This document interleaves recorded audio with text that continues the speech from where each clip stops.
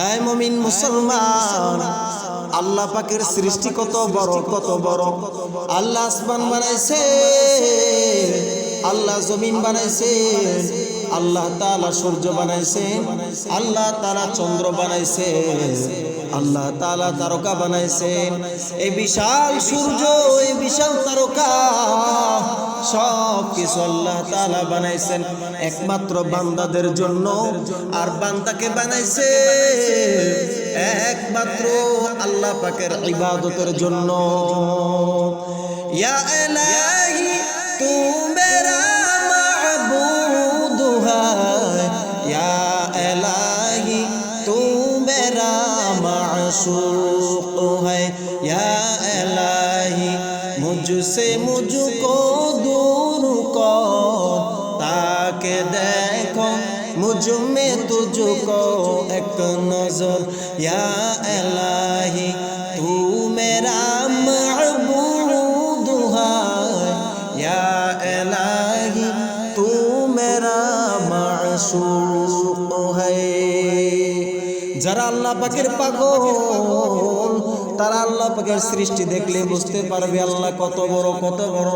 এই পর্যন্ত আসমানের মাথা শেষ কোথায় মানুষে খুঁজে পায় নাই, এই পর্যন্ত এই জমিনের শেষ কোথায় মানুষে খুঁজে পায় নাই, এই পর্যন্ত কত বড় তারকা, কত কোটি কোটি কোটি কোটি তারকা আল্লাহ রাখছেন, কোনো ব্যক্তি এই পর্যন্ত খুঁজে পায় নাই। অতএব বান্দা তুমি মাস্তানি করিও না, আল্লাহ পাকের হুকুমের সামনে, আল্লাহ পাকের সৃষ্টির সামনে মাস্তানি করিও না। তুমি হইলা বনি আদম, আল্লাহ হলেন খালেক, আমরা হলাম মাখলুক। খালেক এত বড় খালেক, আল্লাহ তাআলা আসমান বানাইছেন, জমিন বানাইছেন, আল্লাহ তাআলা 7 আসমান 7 জমিন বানাইছে।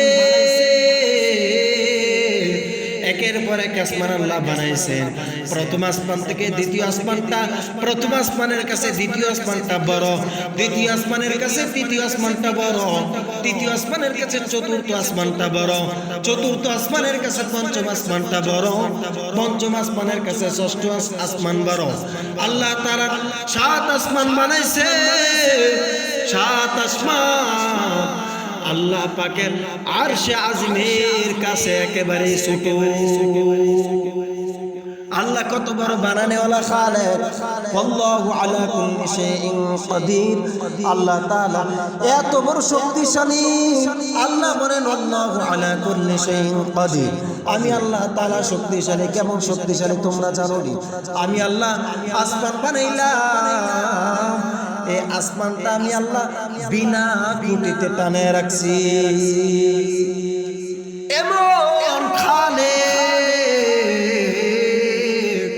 এমন বানাইওয়ালা মালিক আল্লাহ।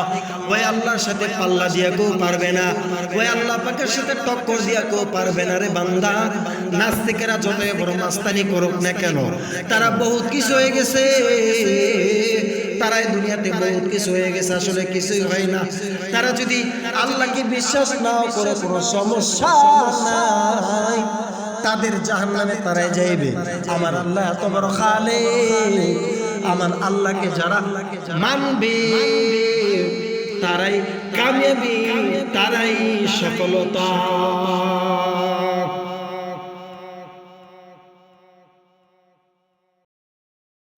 তুমি তোমার দিকে তাকায় দেখো,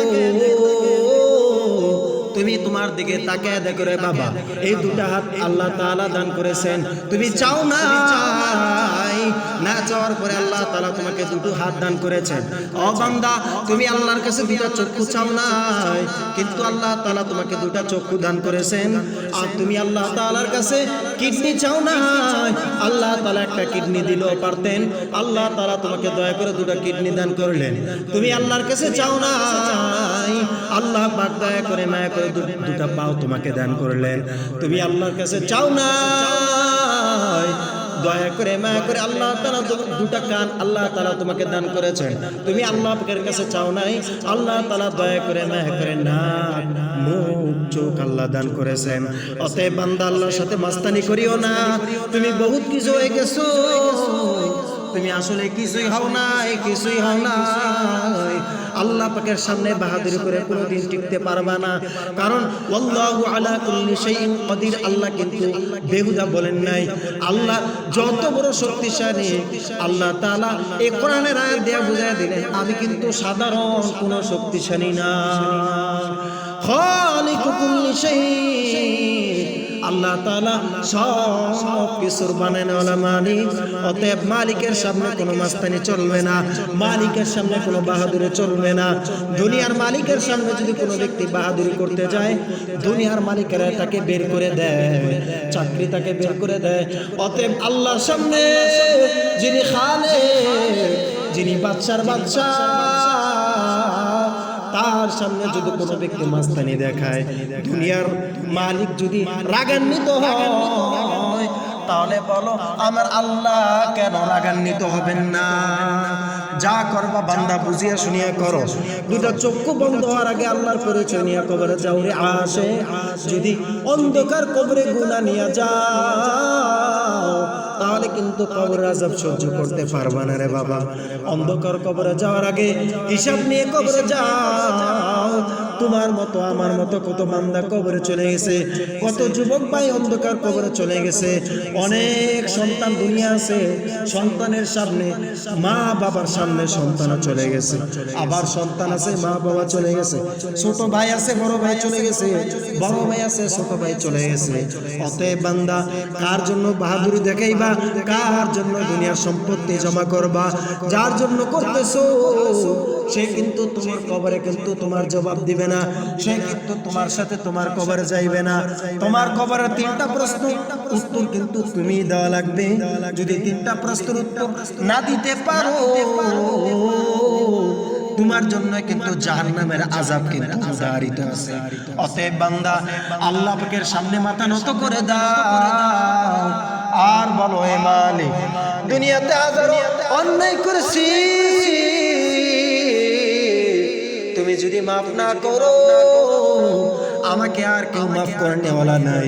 তুমি যদি আল্লাহর দরবারে চোখ দিয়া কান্না করতে পারো, তাহলে আল্লাহর নবী আমাদেরকে জানিয়ে দেয় হারামাল্লাহু আলাইহিল জান্নাহ, হারামাল্লাহু আলাইহিন নার। আল্লাহ তাআলা ওই ব্যক্তির জন্য জাহান্নামের আগুন আল্লাহ হারাম করে দিবে।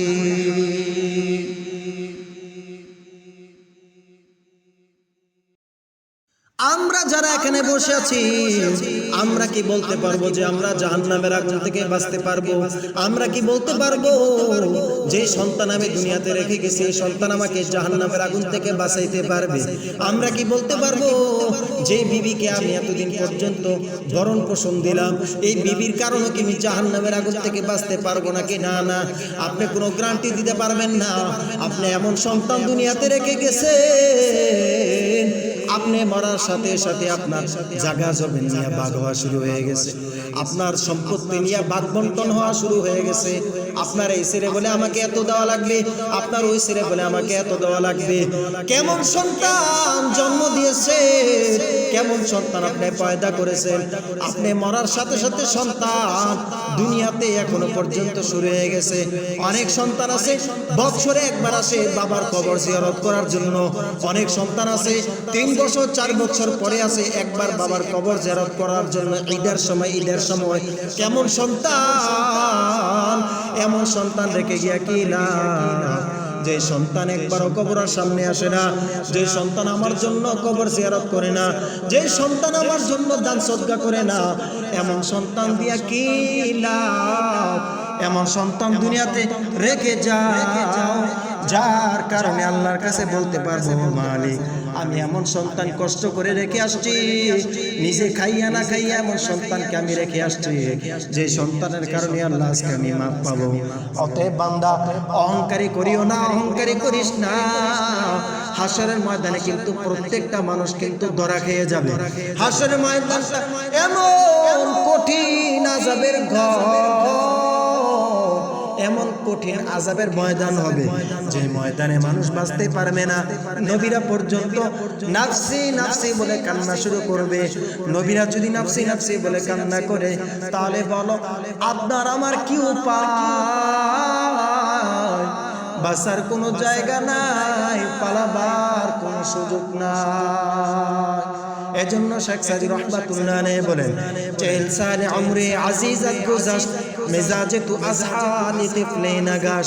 40 বছর তোমার হয়ে গেছে, এখনো পর্যন্ত ছোট বাচ্চাদের মন মানসিকতা তোমার থেকে যায় না।